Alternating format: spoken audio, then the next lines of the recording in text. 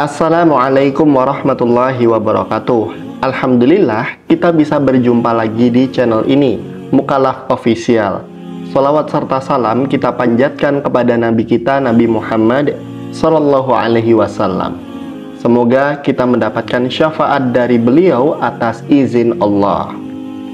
Harapan dan doa saya, semoga saudaraku semuanya selalu diberikan kesehatan, dilapangkan rezekinya, diampuni dosa-dosanya, dan dimudahkan segala urusannya. Amin ya rabbal alamin. Sahabat beriman yang dirahmati Allah, agama Islam telah mengatur seluruh aspek dalam kehidupan. Bahkan dalam urusan kesehatan pun, Nabi Shallallahu Alaihi Wasallam mengajarkan kebiasaan-kebiasaan baik supaya tubuh kita tetap terjaga kesehatannya. Setiap amalan yang diperintahkan kepada seorang mukmin tak luput dari tujuan medis dan spiritual. Begitu juga dengan sesuatu yang dilarang, sebenarnya juga demi menjaga diri manusia itu sendiri.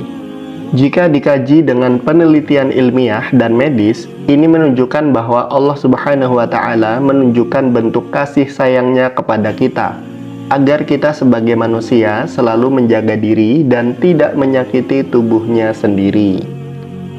Akan tetapi justru kita sebagai manusia kerap kali mengabaikan hal-hal yang menjadi kebiasaan buruk yang dilarang agama.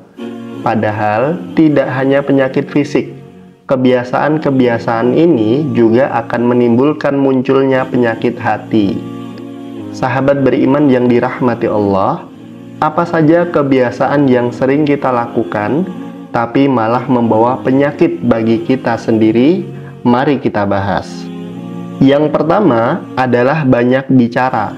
Ada ungkapan yang mengatakan bahwa lidah yang tidak bertulang akan lebih tajam daripada pedang. Mungkin ungkapan ini ada benarnya. Bahkan kita bisa melihat sendiri berapa banyak permusuhan yang terjadi hanya karena ucapan yang dikeluarkan oleh lidah. Begitu juga dengan banyaknya peperangan. Semua itu pun bisa terjadi hanya karena tidak menjaga lisan. Banyak bicara merupakan sikap berlebihan yang membawa dampak atau pengaruh besar dalam lingkungan. Dari Abu Hurairah radhiyallahu anhu bahwa Rasulullah Shallallahu Alaihi Wasallam bersabda, "Barang siapa yang beriman kepada Allah dan hari akhir, hendaknya ia berkata yang baik atau diam." Hadis riwayat Bukhari dan Muslim. Rasulullah Shallallahu Alaihi Wasallam sangat mengkhawatirkan umatnya terkena bahaya lidah. Beliau selalu memperingatkan umatnya, jika tidak mampu mengendalikan lidah, lebih baik kita diam. Hal ini semata-mata hanya untuk menjaga diri dari segala sesuatu yang merugikan. Dalam riwayat hadis yang ditulis oleh Ibnu Majah, pernah dijelaskan bahwa Rasulullah Shallallahu Alaihi Wasallam bersabda, "Tidak ada yang melemparkan manusia ke neraka kecuali hasil yang dipetik dari lidah mereka." Hadis riwayat Ibnu Majah. Dari hadis tersebut bisa kita ambil kesimpulan bahwa lisan bisa membawa dampak yang besar dan bisa menjerumuskan kita ke dalam jurang neraka. Na'udzubillahi min dzalik. Abu Hatim bin Hibban rahimahullah mengatakan, di antara kesalahan paling besar yang dapat merusak kesehatan jiwa dan merusak kebagusan hati adalah banyak bicara. Walaupun perkataan tersebut boleh dibicarakan, seseorang tidak akan bisa memiliki sifat diam kecuali dengan meninggalkan perkataan yang boleh untuk dibicarakan. Kemudian yang kedua, yaitu banyak tidur. Tidur yang berlebihan juga berpengaruh besar membawa penyakit dalam tubuh manusia. Hal ini sudah banyak diteliti oleh para ahli medis, yang mengatakan bahwa terlalu banyak tidur bisa menyebabkan berbagai macam penyakit. Di antaranya adalah sakit kepala, sakit punggung, obesitas, gangguan mental, diabetes, bahkan penyakit jantung. Oleh karenanya Rasulullah Shallallahu Alaihi Wasallam mengajarkan umatnya agar tidur sesuai kebutuhan dan tidak berlebih-lebihan. Allah Subhanahu wa Ta'ala berfirman dalam Al-Quran surat Az-Zariyat ayat 17-18, yang artinya, di dunia mereka sedikit sekali tidur di waktu malam dan selalu memohonkan ampunan di waktu pagi sebelum fajar.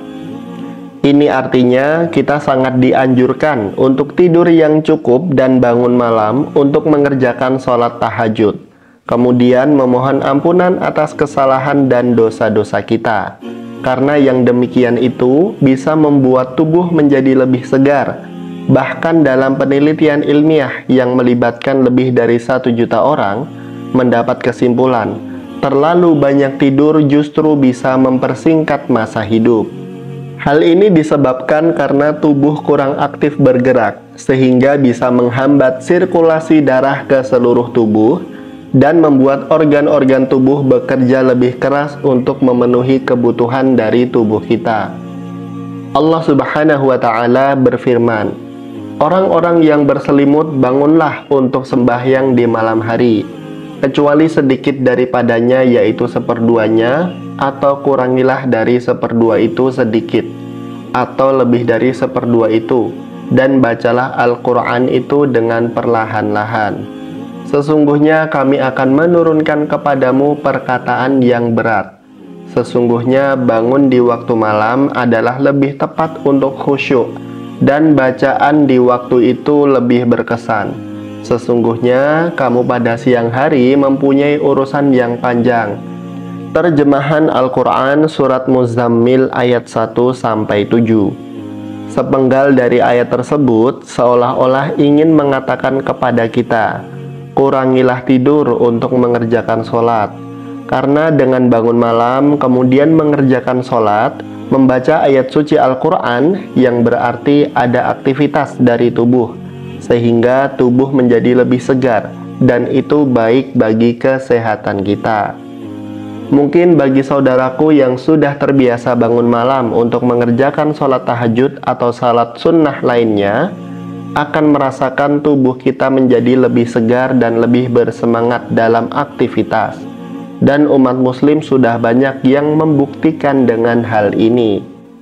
Kemudian yang ketiga yaitu banyak makan. Selain tidur yang berlebihan, banyak makan juga bisa menyebabkan banyak penyakit. Saat makan, kita dianjurkan untuk tidak terlalu kenyang. Di dalam hal ini pun pernah dikatakan oleh Rasulullah SAW melalui sabda beliau, "Tidaklah anak Adam memenuhi wadah yang lebih buruk dari perut. Cukuplah bagi anak Adam memakan beberapa suapan untuk menegakkan punggungnya.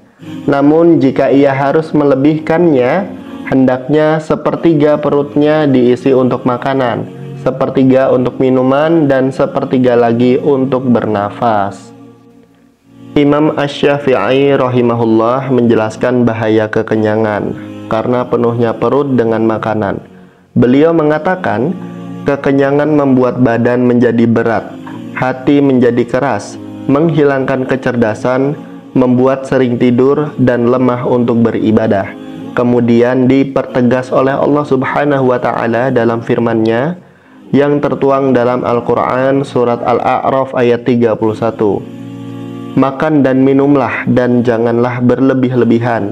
Jika Allah Subhanahu wa Ta'ala sudah melarang makan dan minum yang berlebih-lebihan, itu artinya adalah ada dampak buruk yang akan ditimbulkan dari berlebih-lebihan dalam makan maupun minum. Dari segi medis, melalui penelitian ilmiah juga mengatakan bahwa makan yang berlebihan bisa menimbulkan berbagai macam penyakit. Di antaranya adalah obesitas, kolesterol tinggi, mudah lupa, dan lain sebagainya.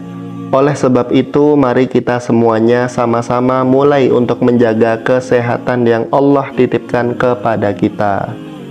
Semoga Allah Subhanahu wa Ta'ala selalu melimpahkan nikmat dan karunia-Nya kepada kita semuanya. Amin ya rabbal alamin. Terima kasih sudah menonton video ini. Pastikan like, komen, serta subscribe. Sekian dari saya. Wassalamualaikum warahmatullahi wabarakatuh.